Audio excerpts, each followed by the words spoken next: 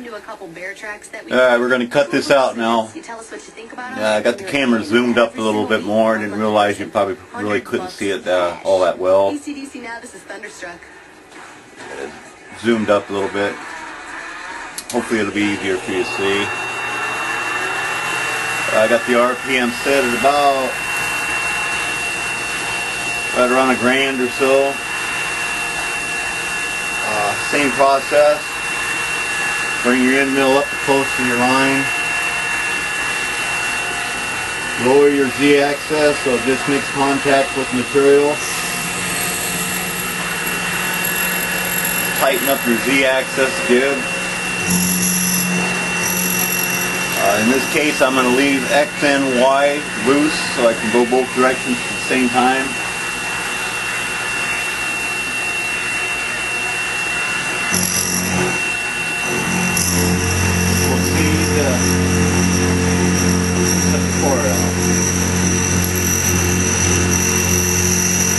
Bring it up close to your line, blow it off. I can already see I'm about a 1/16 of an inch away from my scribe line.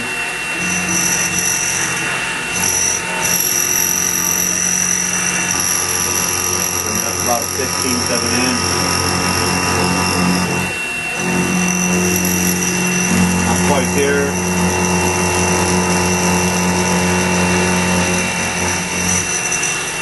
Blow it off, take a look at it. Looks like it's probably pretty good there.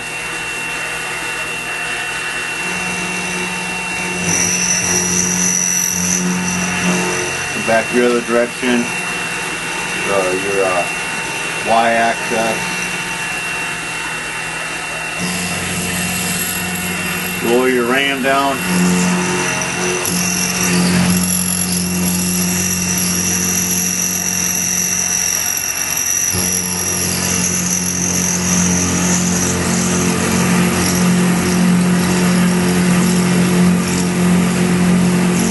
I'll leave the video running on this one so you can see how I do this and cut it out. I can supposedly upload 15-minute videos now, so if I can't, this might be a two-part one. Follow the same procedures until it's cut.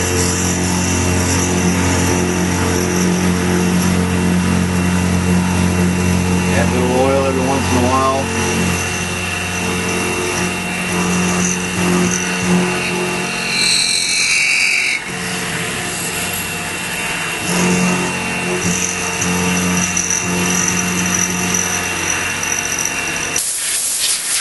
Pretty much blow it out every pass.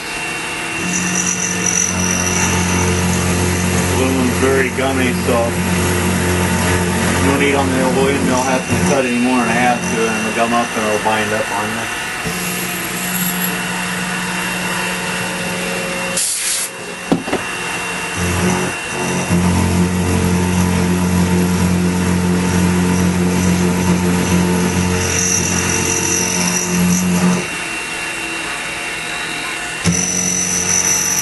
See how it kind of jumped off the edge there? It's something to be concerned about. Better off to lower your end mill right on the part a little bit rather than off to your edge. In this case, I'm not worried about that. End mills have a tendency to pull themselves down into the part. You hear it kind of binding a little bit. So I went a little bit deeper than I normally would. You just want to slow it down a little bit, or you can raise your ram back up. I'll just run a little bit slower here so we get through this pass.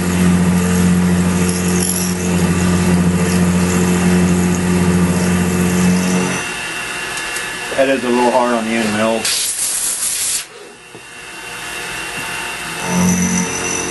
Should be alright.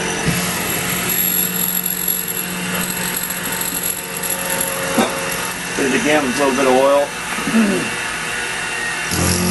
Depends on what you're milling. Sometimes I'll do it every 4 or 5 passes. Sometimes every pass.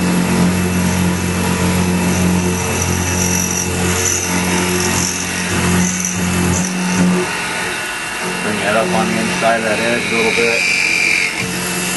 Lower down and we'll fix that edge then. 2 fluid end mills are notorious for doing that. With H1, 4 flute, not so much.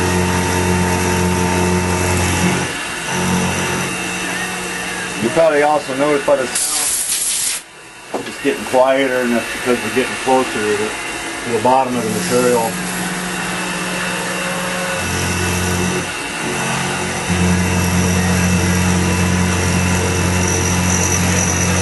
Continue till this part's cut out.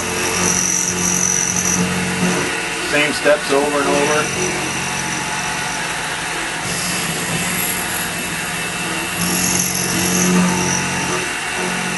The main reason why I want to convert the mill to CNC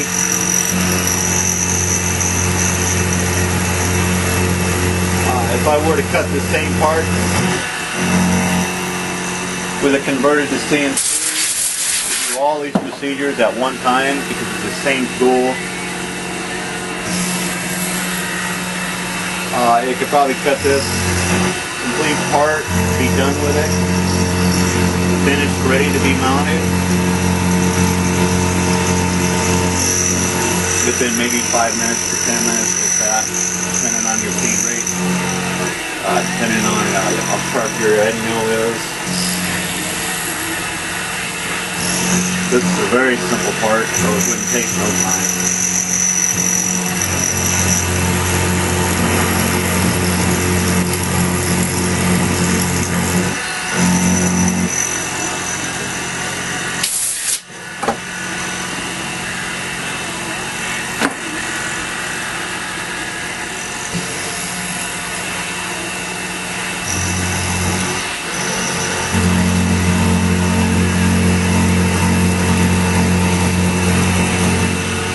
Cutting off a little part like this, in this case it's not so much to worry about, I don't think, but if the part is thicker and wider, you're going to want to support that end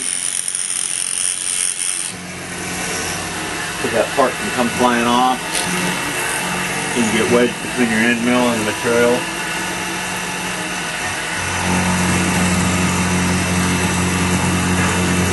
And it'll bind up the end mill. See, it's actually starting to vibrate now.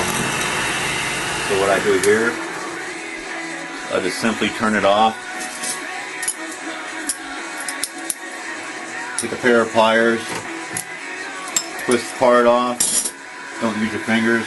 Part's sharp, the part is hot.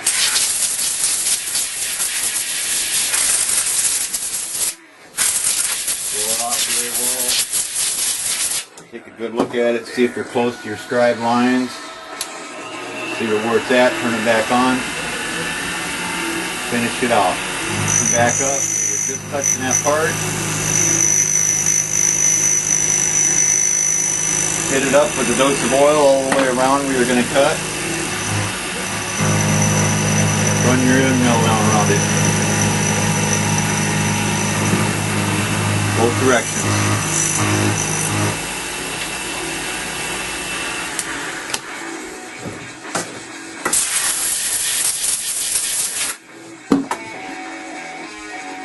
This step is done. We will now come back and cut this end off here. And I'll combine the video, that will be in the next step.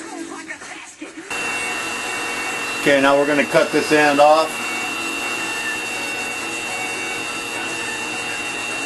Prior to doing this, you want to check your clamps, make sure your clamps are still secured to the table tight. Periodically you want to do this. They do have a tendency to vibrate loose at times. So you want to lower your ram. This is where it makes contact with your material. Lock your Z-axis gib. In this case, I know I'm about a 1/16 on the opposed side of my scribe line.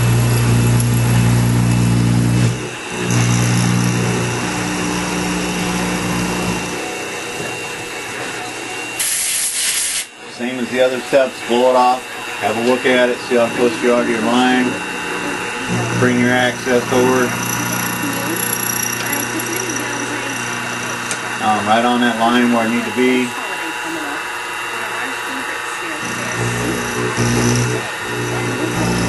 Run another pass with it.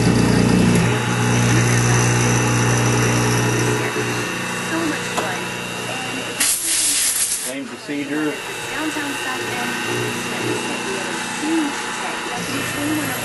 Make sure your x-axis is secure and tight. Your gib. Get it up with some oil.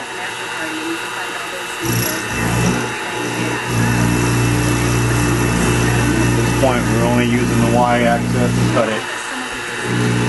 Take it back down, get past that edge. Lower your ram.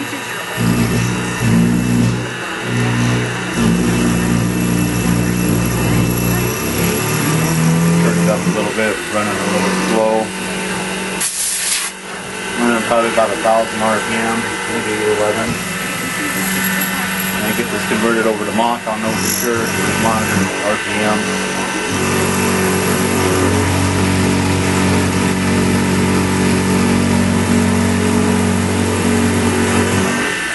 This will be the last on this video here, this step.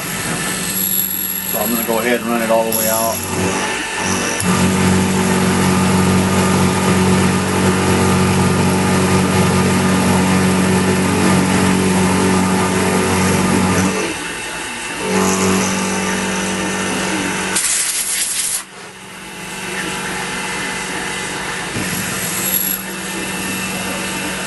Continue the same process over and over until your part's cut, basically. It can be quite time consuming.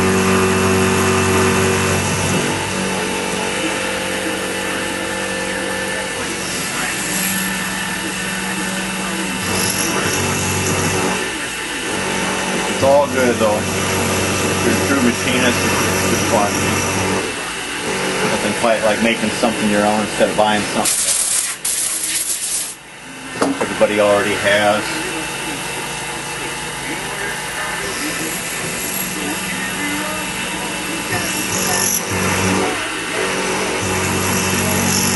Personally, I would rather make everything my own than buy anything anybody has and say I made it.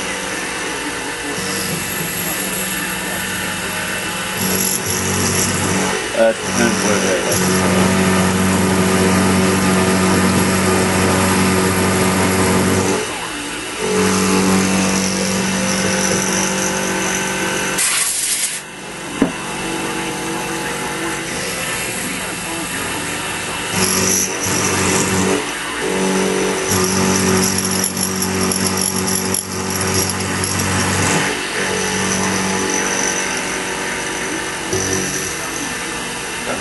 Before, when you get close to your lip, you always want to make sure you got your part supported well on the other side.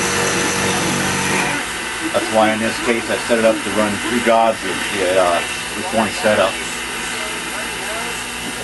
And you want to do the same step here. Go through the material. Hit it with a dose of oil. Bring your end mill up where it's just making contact. Bring your opposed access over to where it's just making contact with the part. Run one single fast pass. In this case I want to go a little deeper, I'm going to run 2 passes.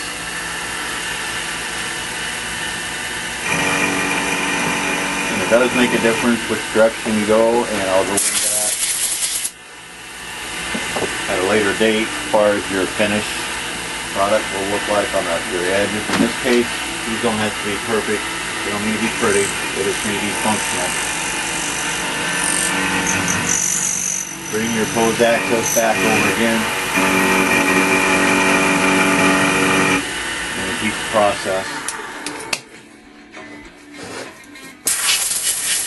Roll it off well.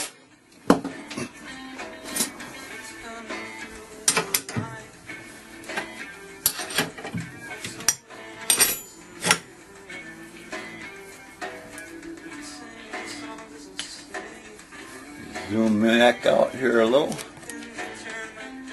Here's the part.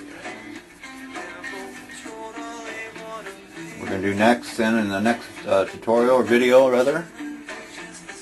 So we're going to put 2 slots in it here, 2 slots down here. This is where it's going to, the home switch will mount onto this, like this, and this will be adjustable horizontally then that way. As you can see, it's not a clean job. It does get very dirty. In this case here, because I got so much oil going on, once I get it converted over to CNC.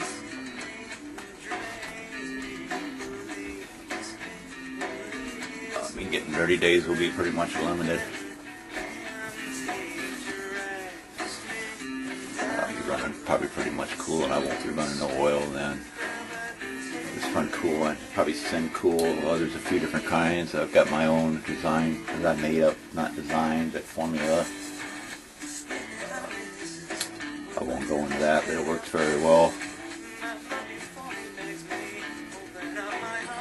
So probably what I'll do is in the next video I'll put a short clip together. We're going to mill out these slots here in the same manner as cutting this out with the 3/16, but it's just going to be a slot. It's the same way, just as cutting it out, you're just cutting just a slot, so it's very time consuming, unfortunately. So I'll put that together in another video, so we're going to call this one done. Later.